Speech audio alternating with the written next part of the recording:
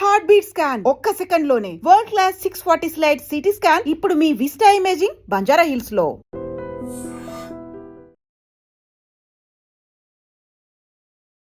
Hi hello నమస్తే, welcome back to our channel. నేను మీ వైషు. గర్భస్థ స్త్రీలు వేసవి కాలంలో మామూలుగా మనమే బయటకు వెళ్ళడానికి కానీ అసలు వేసవిని తట్టుకోవడానికి చాలా ఇబ్బంది పడుతూ ఉంటాం. మరి ఎవరైతే ప్రెగ్నెంట్గా ఉంటారో ఆ లేడీస్ ఎంత జాగ్రత్త పాటించాలి? అండ్ ఇప్పుడు ఎస్పెషల్లీ కొత్తగా వింటున్న వార్త ఏంటంటే పుట్టే శిశువుల్లో కూడా క్రోమోజోమ్స్ ఏవైతే ఉంటాయో అవి తగ్గిపోవడం, మగ శిశువులు పుట్టకపోవడం, ఇట్లాంటి చాలా ఇబ్బందులు ఉన్నాయనే క్వశ్చన్ మార్క్స్ రేజ్ అవుతున్నాయి అనమాట. సో ఈ విషయం గురించి మాట్లాడడానికి ఈరోజు నాతో పాటు senior neuro surgeon doctor Ranganatham గారు ఉన్నారు. సార్తో మాట్లాడదాం. హలో సార్, నమస్తే. నమస్తే. ఎలా ఉన్నారు సార్? సో వేసవి కాలం అంటే మామూలుగా అందరికి కష్టమే, ఎస్పెషల్లీ ప్రెగ్నెంట్ లేడీస్కి బయటకు వెళ్ళొద్దు, లేకపోతే ఇంట్లోనే ఉండండి, కూల్ వాటర్ ఇలా మాట్లాడుకుంటూ ఉంటాం. ఎస్పెషల్లీ మీరు ఇందాక మనం మామూలుగా మాట్లాడినప్పుడు శిశువుల గురించి మాట్లాడుతున్నారు. సో ఒక క్లారిటీ కావాలి, వేసవి వల్ల ప్రెగ్నెంట్ లేడీస్కి సంబంధం ఏంటి అసలు? అంటే ఇప్పుడు ఇవన్నీ ఏమిటంటే ఒక మంచి బ్రహ్మాండం స్టడీ వచ్చిందండి. ఓకే, అది మనం పాతకాలం లాంటి విషయాల కోసం మనం వెళ్ళాల్సినటువంటి రోజులు వస్తున్నాయని చెప్తాను తర్వాత రెండు మాటలు. ఓకే, ఏమిటో స్టడీ అంటే జాస్మిన్ అబ్దుల్ ఘానీ అని ఒక శాస్త్రవేత్త, ఆక్స్ఫర్డ్ యూనివర్సిటీ వారు ఈ వేడి ఉష్ణోగ్రత గర్భిణీ స్త్రీల్లో పుట్టబోయే పిల్లల మీద దాని తాలూకా ప్రభావం ముఖ్యంగా మగ శిశువు మీద అనే అంశం ఆయన తీసుకున్నారు. ఒక 10 లక్షలు 50 లక్షల పిల్లల కోసం ఒక కనీసం ఒక 100 దేశాల్లో రకరకాల దేశాల నుంచి సేకరించి సమాచారం రిట్రాస్పెక్టివ్ అంటాం. అంటే ముందు పుట్టిన పిల్లల్ని వాళ్ళకు ఎట్లా ఇప్పుడు ఏమయ్యారు అని ఆలోచన విశ్లేషణ. అవి ఏమిటి? ఒకటి సబ్ సహారన్ ఏరియా, అంటే ఏదైతే సహారా ఎడారి దగ్గరలో ఉండే కొన్ని ప్రాంతాలు, ఘానా, టాంజానియా, సౌత్ ఆఫ్రికా ఇలాంటి దేశాలు, భారతదేశంలో కూడా ఎక్కడైతే ఉష్ణోగ్రతలు చాలా ఎక్కువ ఉన్నాయో వాళ్ళు విశ్లేషణ చేశారు. భారతదేశంలో తీసుకుంటే మీరు రాజస్థాన్లో చూరు, గంగానగర్ కానీ, లేకపోతే ఉత్తర భారతదేశంలో ఉండేటువంటి పంజాబ్, మధ్యప్రదేశ్, రాజస్థాన్ కానీ, మన దక్షిణ భారతం తీసుకుంటే మన ఆంధ్ర, తెలంగాణలో ఉండే కొన్ని ప్రాంతాలు ఇందులో వేసవికి చాలా ఎక్కువ ఉంటుంది. తెలంగాణ రాష్ట్రంలో ఈరోజు హైదరాబాద్ నగరంలో దగ్గర 38 డిగ్రీల సెంటీగ్రేడ్ నమోదైంది. వచ్చే 2 నెలలు వేడి గాడ్పులు కూడా ఉండొచ్చు అనేటువంటి ఒక సూచన కూడా ప్రభుత్వం వారు ఆల్రెడీ తెలియజేశారు. ఇప్పుడు కూడా హై అలర్ట్ ఉంది కదా? హై అలర్టే ఉంది. ఇలాంటి సమయంలో ఇప్పుడు ఈ స్టడీలో తేలింది ఏమిటంటే 20 డిగ్రీల సెంటీగ్రేడ్ టెంపరేచర్ ఆల్రెడీ వాతావరణం తాలూకా ఉంటే మగ శిశువుల తాలూకా జననం పర్సంటేజ్ తగ్గిపోతూ ఉంటుంది.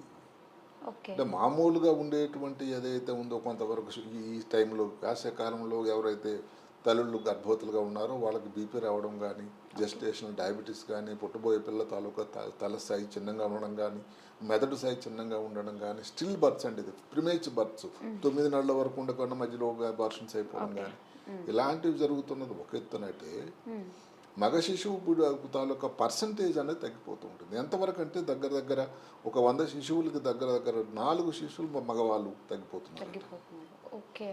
ఎక్కడ? మన దేశంలో. అక్కడ అన్నట్టు దగ్గర 1-2 నుంచి వరకు. బట్ సమ్మర్కి ఏంటి సార్ సంబంధం? సమ్మర్ టైంలో ఏమి జరుగుతుంటే మామూలుగానే మగ శిశువు ఒక ఫ్రెజైల్ శిశువు.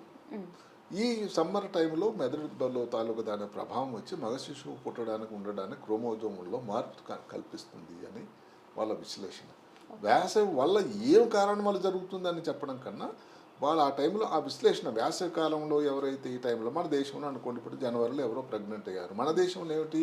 2వ ట్రైమాస్టర్, 2వ త్రైమాసికం. మొదటి త్రైమాసికం అంటే అక్కడ మన దేశంలో మొదటి త్రైమాసికంలో రావడం లేదు. ఉదాహరణకు మన దేశంలో ఎవరైనా స్త్రీలు అదృష్టవశాత్తు జనవరిలో గర్భిణీ అయ్యారు అంటే ఇప్పుడు ఏమిటి? ఏప్రిల్, మే, జూన్ టైంలో వాళ్ళకి ఇబ్బంది రావచ్చు. ఒక విధంగా ఏమిటంటే సూచన కూడా ముందే. దీనికి తోడు ఏమిటి? మీరు ఆలోచిస్తే గత 14 సంవత్సరాల్లో 17 సంవత్సరాలు 2004 నుంచి మగ శిశువుల తాలూకా జననం పర్సంటేజ్ 54% నుంచి 51% తగ్గిపోయింది. దానికి తోడు ఈ సమాచారం. ఇంతకుముందు మనం ఒక వీడియో కూడా చేసాము, మగ జాతి అంతరించిపోతుందా అని. ఇవన్నీ చూస్తూ ఉంటేనే నిజానికి ఏదో కల్లబుల్లి కబుర్లా కాకుండా శాస్త్రీయ పరంగా కూడా దానికి ఉంది అని. దానికి ఏమిటంటే ఇప్పుడు జరగబోయేది ఎవరు మార్చలేరు, పుట్టబోయేది మగ ఆడ శిశువు ఎవరి చేతులు లేదు. ఇంకొక ముఖ్యమైన స్టడీ దీంట్లో చెప్పేది ఏంటంటే భారతదేశంలో ఏమిటి? Son preference okay. ఇప్పుడు కూడా భారతదేశంలో మగ శిశువు కావాలనుకుంటారు.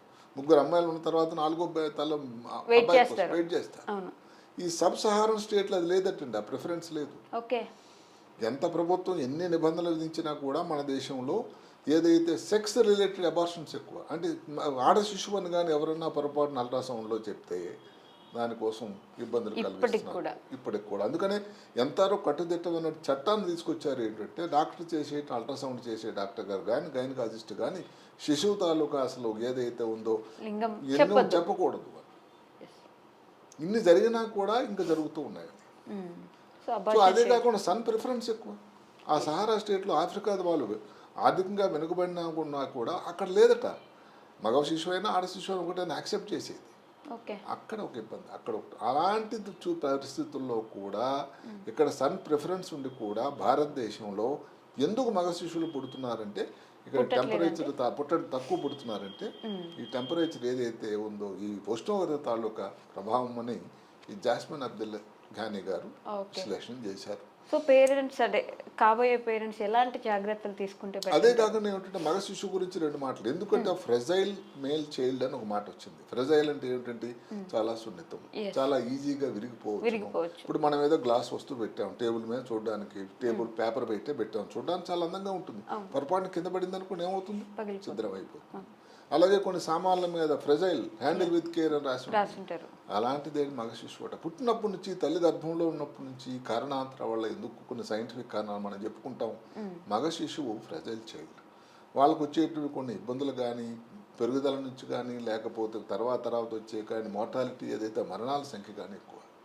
అసలు సెంటినేరియన్స్ అంటే 100 సంవత్సరాలు బతికినటువంటి స్త్రీ చూసుకుంటే వ్యక్తుల్ని 90% స్త్రీలే అన్ని దేశాల్లో కూడా మన దేశంలో కూడా. ఎందుకు అంటే మగ శిశువు పుట్టగానే 2 క్రోమోజోముల్లో ఒకటే వై క్రోమోజోమ్ ఒకటి ఎక్స్ క్రోమోజోమ్. అంటే మామూలుగా ఒక ఎక్స్ క్రోమోజోమ్ సంబంధించిన వ్యాధులు ఏమైనా వచ్చాయనుకోండి, ఏదో హిమోఫిలియా అని వ్యాధి వచ్చింది, లేకపోతే జుషిన్ డిస్ట్రోఫీ అని ఒకటి వచ్చింది, కండరాల్లో వచ్చే వ్యాధి, ఫ్యాబ్రీ డిజీజ్ అని వచ్చింది. ఇలాంటివి ఏమైనా వచ్చింది అనుకోండి, దానిలో ఇంకా మరి రెండోది బ్యాకప్ లేదు కదండి ఎక్స్. బ్యాకప్ లేకపోతే ప్రాబ్లం.